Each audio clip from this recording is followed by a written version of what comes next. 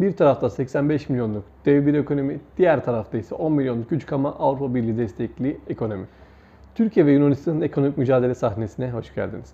2024 verilerine göre Türkiye gayri safi yurt içi hasılası 1,1 trilyon dolar arkadaşlar.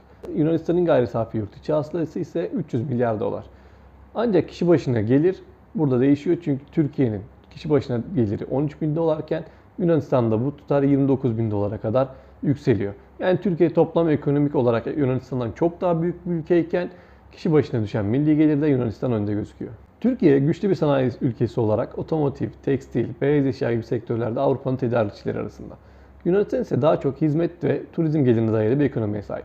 Bizim de zaten aynı sahil şeridini kullandığımız için, aynı denizi kullandığımız için turizmde aşağı kalır bir yanımız yok. Ancak son zamanlarda işte turizmde kötü yönetim, işte fahiş fiyatlardan dolayı yerli turist bile kaçması vesaire.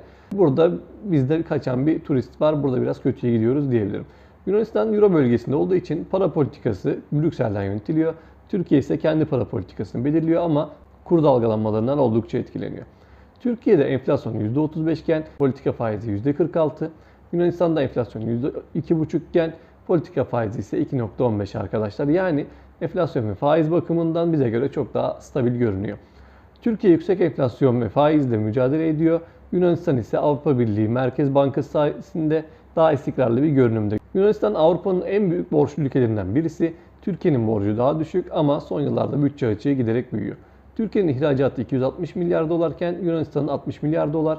Türkiye'nin ihracatı gücü çok daha fazla ancak dış ticaret açığı her iki ülkenin de ortak problemi. Türkiye büyüklüğü ve üretim gücüyle gelecekte çok daha fazla söz sahibi olabilir.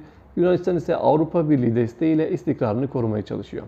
Birkaç kez batıp Avrupa desteğiyle tekrar çıktıklarını da unutmamak gerekiyor tabi.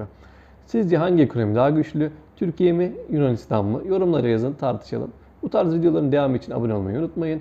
Sizin de merak ettiğiniz bir karşılaştırma mı yapmamı istediğiniz ülkeler varsa mutlaka yorumlarda belirtin.